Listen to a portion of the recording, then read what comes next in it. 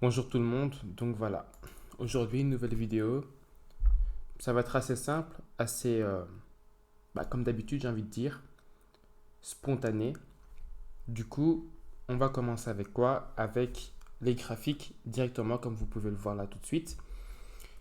J'ai pris un trade ce vendredi-ci, enfin vendredi dernier pour le coup, vidéo tournée le 25 du 6 2023, il est 23 heures heure sur Bruxelles, et donc du coup, j'ai pris un trade sur Eurocad. Donc j'ai commencé avec une position sur un point, donc je vais dire directement le prix, hein, donc 1,43 889 qui correspond, alors si ça va bien, 89 comme on peut le voir ici, donc du coup une entrée comme ça. Comme on peut le voir, ça a été surtout sur un pattern. Donc ici, un pattern de continuation. On voit clairement que c'est une tendance baissière.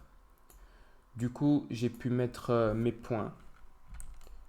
Donc mes nombres de, je vais dire, de touches sont donc de 3. Bon, ici, est-ce qu'elles correspondent? Oui et non. Donc on voit clairement, surtout ici, donc la première qui correspond bien. La seconde ici. Et puis je considère également aussi celle-là comme une touche. Donc sur du 2 heures.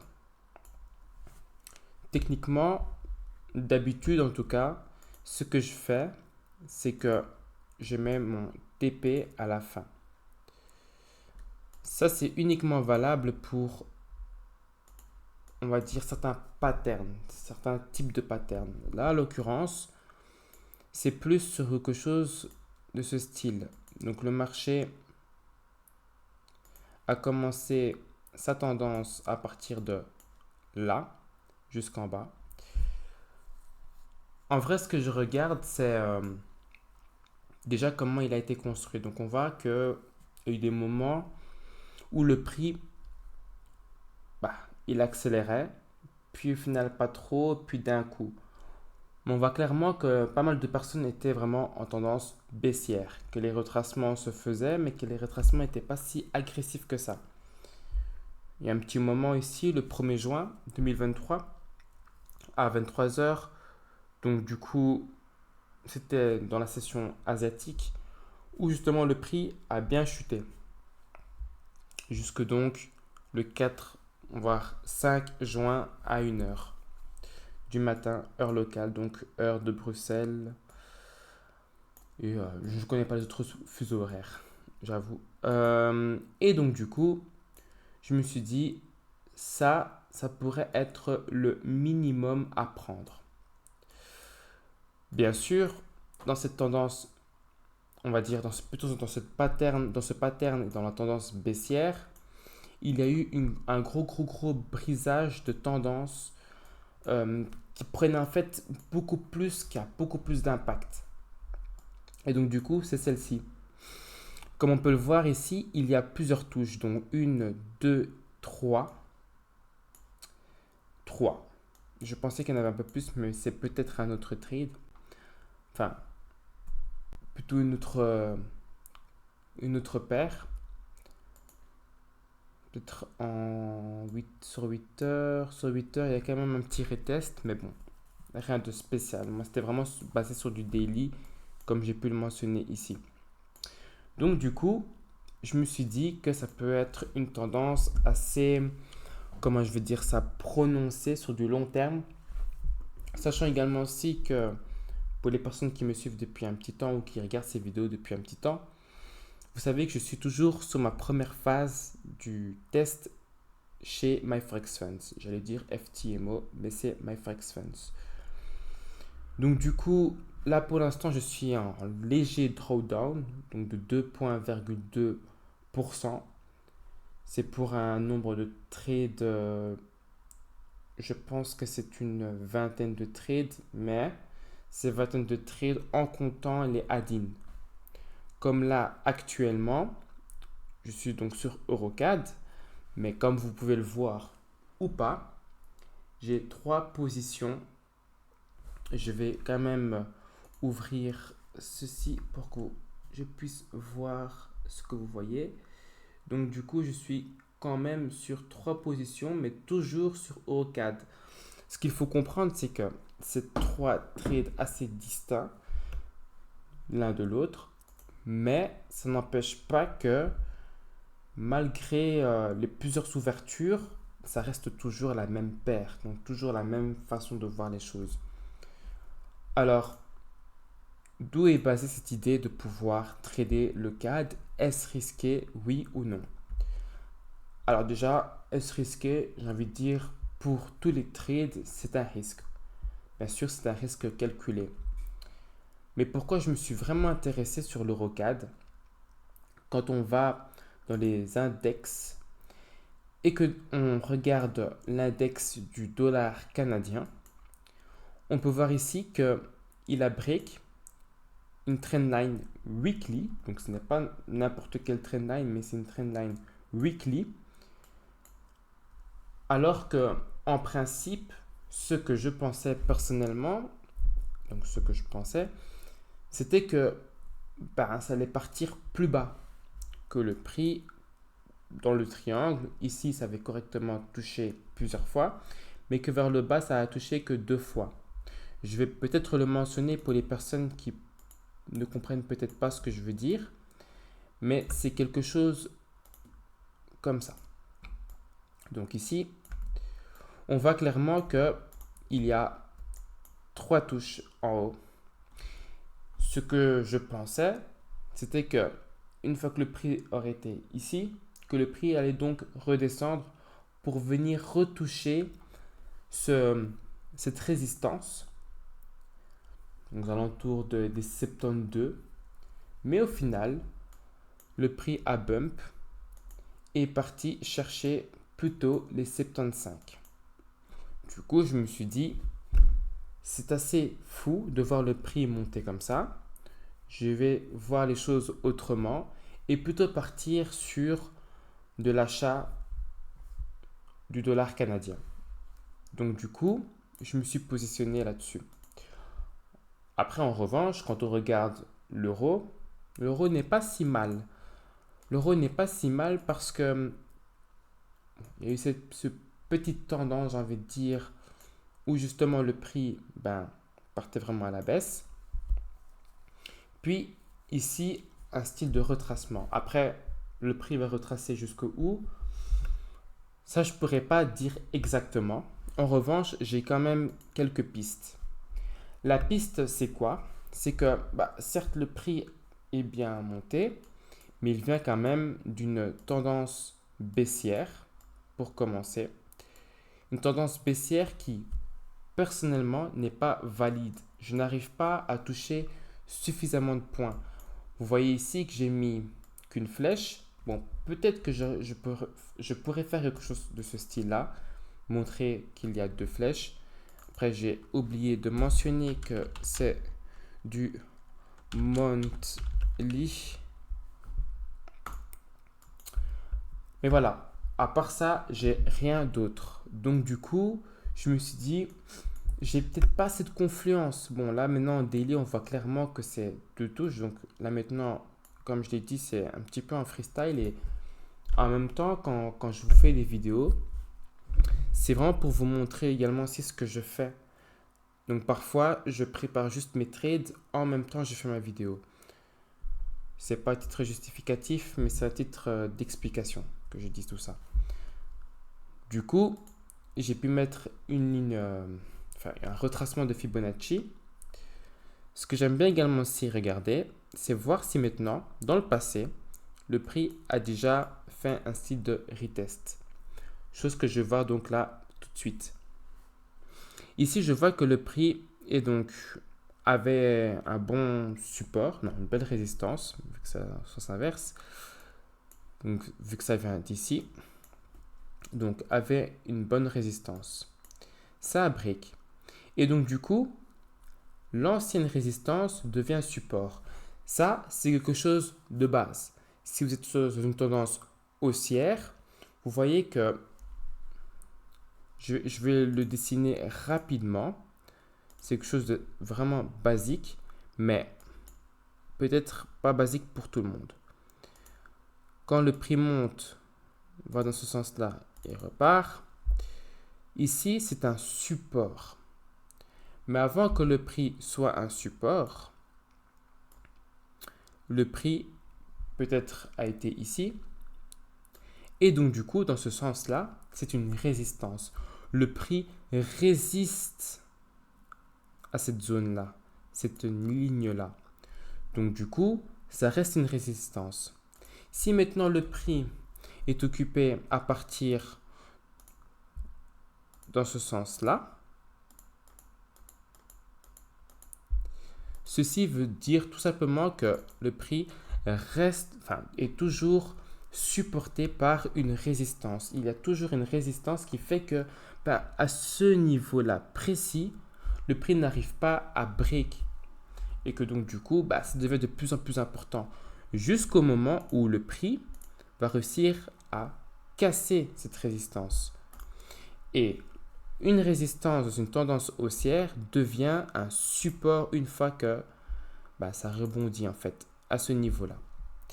Et c'est également, c'est pareil pour une tendance baissière. C'est-à-dire que le prix peut également aussi venir dans ce sens-là. Et à ce moment-là, la résistance est là. Le prix résiste à ce niveau-là, toujours sur cette ligne-là. En revanche, quand le prix part dans ce style-là, break, lance la résistance, ici, puis ensuite remonte, ceci n'est plus une résistance, mais un support. Et donc du coup, ça veut dire que un peu plus tard, il y aura de nouveau une autre résistance. Et ainsi de suite. Et c'est comme ça qu'on peut voir que résistance devient support, support devient résistance. Tout cela veut dire en vrai qu'on est dans une tendance. Et maintenant, c'est à définir dans quelle tendance on est. Une fois que vous comprenez ça, vous pouvez savoir dans quelle tendance justement on est. Et donc du coup, prendre vos trades en fonction de cela. Bien sûr, il y a toujours des périodes, des moments de retournement. Donc admettons maintenant que le prix est dans une tendance haussière, comme par exemple ici. Donc on voit clairement que ups ici, admettons, ups, c'est une résistance, le prix n'arrive pas. Il break et ici, il reteste et il continue. Pareil pour là. Et tout cela, c'est vraiment une vidéo en freestyle, mais pour vous montrer que, en fin de compte, c'est vraiment vrai. Ce qu'on explique, c'est que, ce que les traders expliquent, ce que vous pouvez vraiment comprendre, c'est que il y a également il y a vraiment des supports et des résistances. Et c'est parfois des effets assez psychologiques. Je pourrais dire que, en fait, c'est quelque chose d'assez même visuel. Ici, clairement, on voit le prix, une fois qu'il arrive là, donc dans la zone des 119.31 à peu près, donc on va dire 119, le prix, il n'arrive pas. Donc il y a clairement une bonne résistance.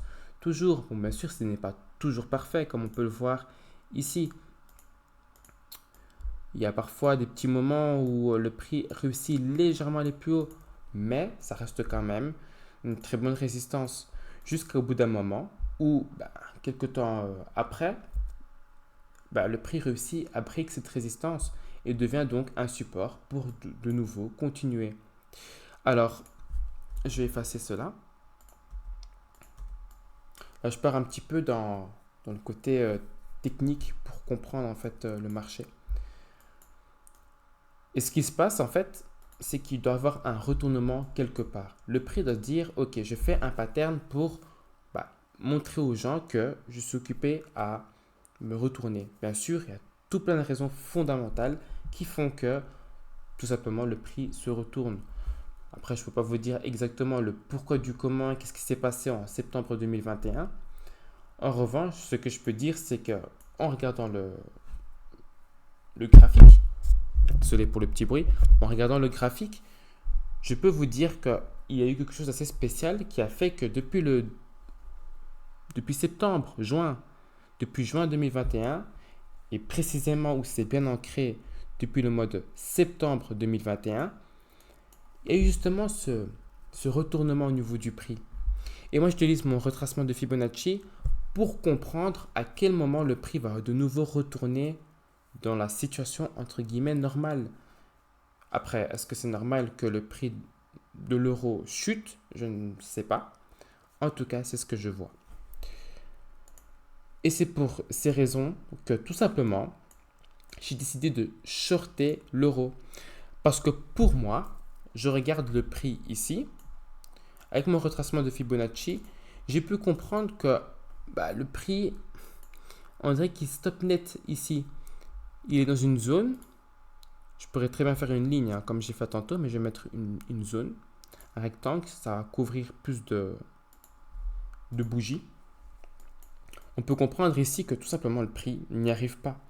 Il n'y arrive toujours pas. Et là, il n'arrive toujours pas. Tant que le prix ne fait pas quelque chose comme ça, donc break, retest pour repartir, pour moi, il y a toujours un souci avec l'euro. Pour cette période, pour ce moment-là. Et c'est ce qui, en tant que trader, je ne vais pas prédire que le marché, parce qu'on est supposé être, je dis bien supposé être dans une tendance haussière, parce que pour moi, ça reste toujours une tendance baissière, mais qu'on est juste occupé à retracer, que pour moi, tout ce mouvement-là, tout ça là, c'est un retracement. Ça veut dire que le prix ne part pas d'une direction directement. Et j'ai même pu le montrer avec le tracé, c'est que je fais quelque chose comme ça. C'est-à-dire que le prix, c'est une tendance haussière, mais vous voyez qu'il y a à chaque fois des retracements. La tendance générale, retracement, tendance générale, et puis il y a de nouveau des retracements type, comme cette ligne-là. Donc, dans le même genre, dans le même style. Après, il y a certains indicateurs, certaines choses qui peuvent également aussi être en contradiction. Donc, il faut vraiment comprendre dans quel type de marché on est et aussi dans quel time frame.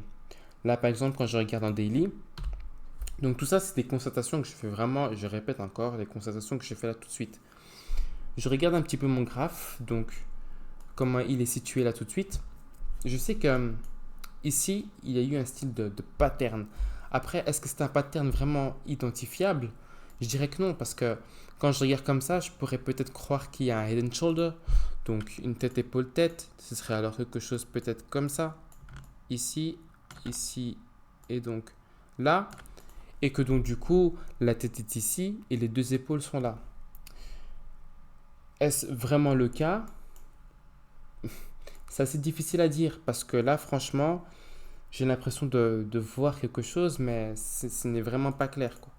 Ce n'est vraiment pas clair. Là, d'ailleurs, quand je les mets en ligne, et donc pas en chandelier japonais, on peut voir que on ne peut rien voir, tout simplement. On voit qu'on ne voit strictement rien. Après, peut-être qu'une personne peut vraiment déterminer et comprendre, mais personnellement, je ne vois pas réellement ce que cela veut dire. Donc du coup, pour moi, c'est juste un marché qui retrace et qui attend le bon moment pour pouvoir repartir dans sa ligne de tendance générale. Ensuite, ce que je peux remarquer également aussi, c'est que j'ai cette impression de pouvoir mettre une petite trendline, peut-être partir d'ici à là. Et encore, celle-là, elle ne me plaît pas réellement. J'ai plutôt la tracer de ce style-là. Alors, pourquoi je trace ça comme ça? Parce que il y a donc plusieurs touches ici. Ces touches me rassurent parce que elle me dit quelque part, me dit plutôt, c'est même pas une question de rassurer, mais elle me dit quelque part, ok, on est peut-être dans un retracement, mais le truc c'est que il y a quand même des acheteurs. je me dis, ça va. Le côté positif pour moi, c'est que comme j'ai pu identifier ce que je pense être un support, ça veut dire que si le prix, donc là, on est le 25 du 6 2023, on arrive dans un quarter, alors quel quarter on est? Donc ça commence janvier, février, mars, premier quarter, avril, mai, juin. Avril, mai, juin. Ah ben voilà, second quarter. Janvier, février, mars, avril, mai, juin.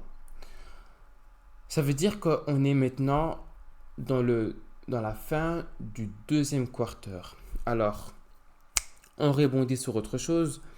Ce qui se passe, c'est que les personnes qui sont des hedge funds, donc les fonds d'investissement, etc., les personnes qui traitent sur les marchés, comme je le fais actuellement, quand on arrive à un niveau proche ou professionnel, on fait attention au quarter. Pourquoi? Parce qu'il y a des personnes, d'ailleurs je vais le montrer directement en live, qui achètent certaines devises pendant donc un quarter, donc 3 mois, ou parfois moins, ou parfois ils gardent pour plus longtemps. Ce qui se passe, c'est que à la fin de chaque quarter, on peut voir des mouvements assez difficiles parce que les personnes reprennent leur billes. Ils reprennent l'argent qu'ils ont investi, qu'ils ont mis sur le marché à titre spéculatif et attendent de revoir ce qu'il se passe sur le marché. Pour vous montrer que ce que je raconte n'est en aucun cas des bêtises, ici, vous pouvez voir le Traders in Financial Futures, désolé pour peut-être mon anglais, Futures Only Positions as of June 20, donc de 2023, 2023. Et donc du coup, voilà le rapport qu'on peut retrouver de CFTC, donc les Committees of Traders, c'est tout plein d'institutions, de banques qui achètent des devises. Donc là, c'est vraiment sur le Forex que je parle. Bien sûr, il y a également une possibilité de voir le rapport, mais alors par exemple pour les matières premières, etc. Alors ici, ce qu'on peut voir, c'est les dealers, les asset managers, les leverage funds et tout le reste que je ne regarde pas du tout. Alors ce que je vous dis là maintenant vient d'une formation payante. Je balance ça vraiment comme ça, mais pour moi, je trouve que l'information est quelque chose d'assez importante. Et je pense que quelque part, je suis assez content de pouvoir partager ce que je sais. Je ne vais pas vous expliquer les trois choses, enfin les trois catégories, mais en tout cas, je vais vous expliquer les asset managers ou les institutional. Ce sont des personnes qui vont acheter à titre, je pourrais dire, pour faire du profit et parfois aussi sur du long terme. Les leverage funds font également aussi la même chose. Voilà, je vous spoil directement les deux parce que en fait les deux sont un petit peu pareils, mais les leverage funds, eux, ils peuvent le faire mais très quick, très rapidement. Donc acheter, revendre. Ce qu'il faut comprendre, c'est qu'on n'est vraiment pas tout seul à faire du trading. Les banques, pour les personnes qui sont aux Pays-Bas ou bien également ici en Belgique, vous connaissez certainement la banque ING. Et ING font également aussi du trading de Forex. Donc, du coup, ils font partie des personnes qui peuvent acheter en tant qu'asset manager. Donc, c'est-à-dire, ils vont acheter, le garder pour une longue position. Ou ils peuvent en acheter par exemple du dollar canadien pour après le revendre à un autre hedge fund ou des choses comme ça. Donc, vraiment, entre eux, ils peuvent acheter des grosses proportions, des choses qu'un broker normal, régulé, qu'on peut aller sur Internet, taper broker et on peut aller dessus, eux ne font pas ça parce qu'on parle d'autres sommes. Et bien sûr, les commissions sont différentes, etc. Ce que je peux remarquer ici, c'est que le dollar canadien, les asset managers en ont acheté 40 000.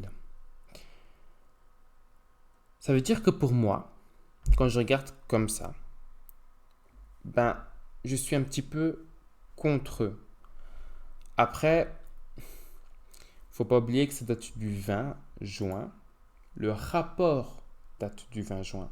Ça veut dire que potentiellement, ils ont pu commencer à ne pas acheter de dollars canadiens dès peut-être lundi, vu que le rapport sort normalement chaque semaine. Donc du coup, peut-être que le 13 de ce mois-ci, le 13 juin, peut-être qu'ils ont commencé à se dire, ah oui, non, on ne va pas acheter du dollar canadien, c'est pas le bon moment, etc., etc. Donc du coup, c'est pour ça qu'on voit également aussi les chiffres là tout de suite. Et d'ailleurs, je pense que le graphique parle vraiment de lui-même. Donc je retourne où j'étais au tout début sur Eurocad. Quand on regarde clairement que les personnes, je me suis gouré, j'ai appuyé sur un bouton. Alors, quand on regarde clairement les personnes depuis un bon bout de temps, donc depuis le mois de février, mars et puis ensuite au mois de mai, on peut comprendre que au bout d'un moment, ça sent plus vraiment bon en vrai. Ce qui m'appuie également aussi, ce qui m'a appuyé plutôt dans ma décision, c'est au niveau du RSI. Le RSI me montre clairement que ici, il y a pas mal de personnes, enfin, en titre de volume, si je pourrais dire ça comme ça, on voit clairement que la tendance n'est pas égale à ici. Après, ça c'est autre chose encore. C'est à vous de voir comment vous voyez les choses. Mais en tout cas, j'utilise le RSI pour voir les potentiels, avec des gros guillemets, ou les potentiels en vrai, tendance, enfin retournement de tendance.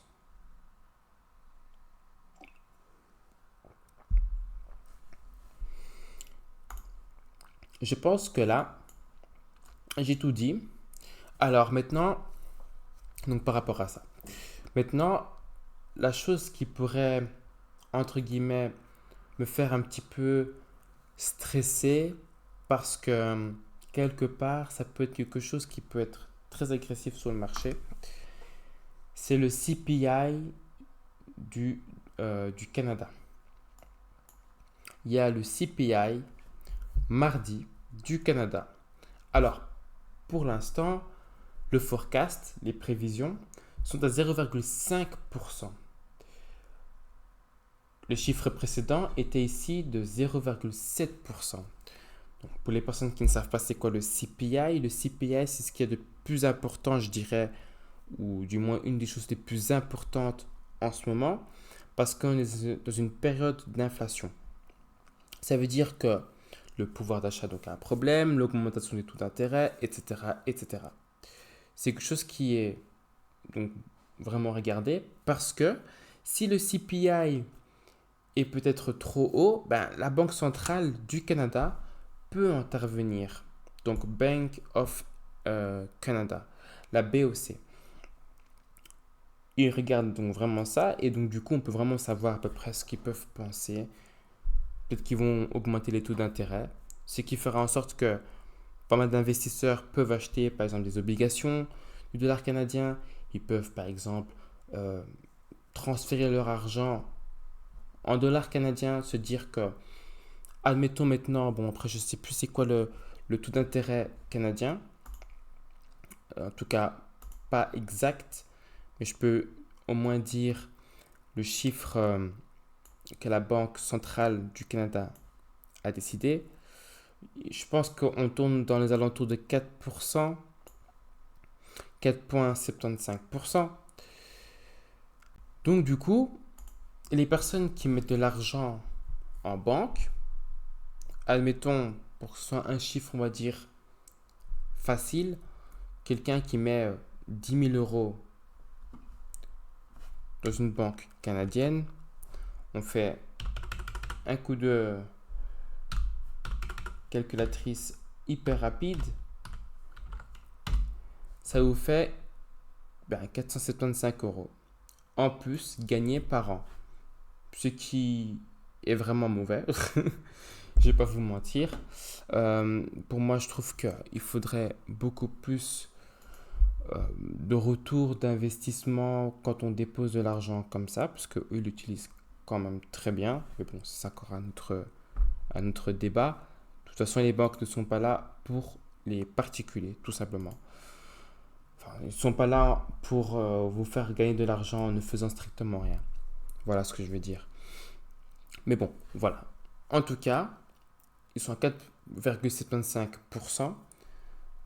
Le CPI qui est mauvais, ça veut dire que l'inflation continue à monter.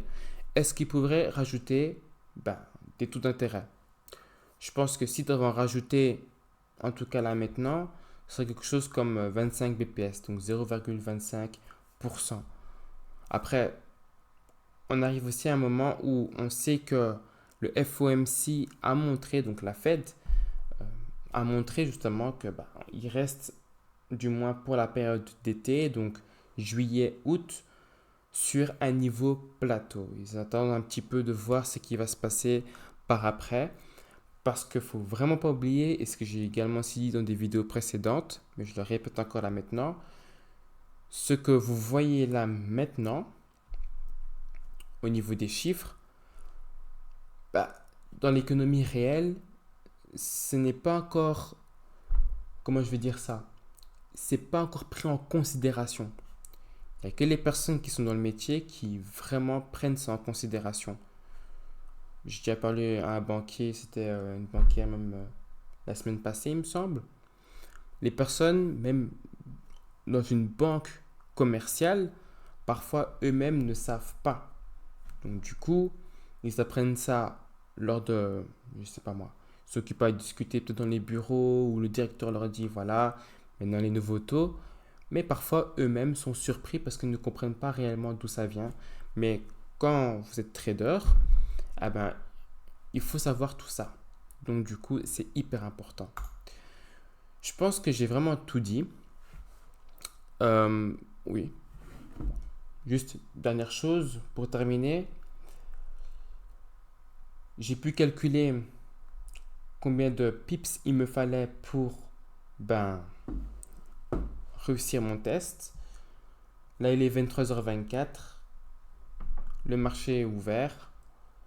La session asiatique, du moins. Bien sûr, il faut laisser le temps au marché de prendre son cours, etc. Donc du coup, pour l'instant, tout se passe normalement pour moi. Je ne suis pas vraiment en hausse.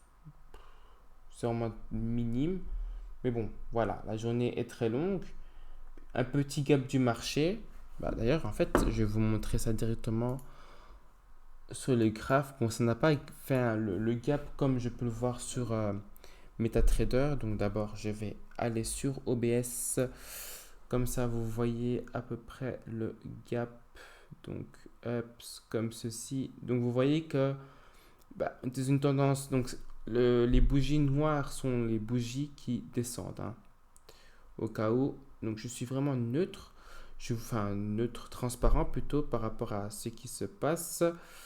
Et donc, du coup, bon, ça a gapé, mais ça a gapé vers le haut. Vers le haut. Et puis, le prix, tout simplement, est occupé de nouveau à chuter. Donc, à voir ce qui va se passer. J'ai mis mes stop loss, j'ai mis mes TP. Je sais, comme je viens de le dire, à quel moment la première phase est validée. Et donc, du coup, on se voit pour le coup mardi. Je posterai cette vidéo le matin. Et comme ça, bon, parce que je pense qu'à 23h, il n'y a pas beaucoup de personnes qui vont voir ça.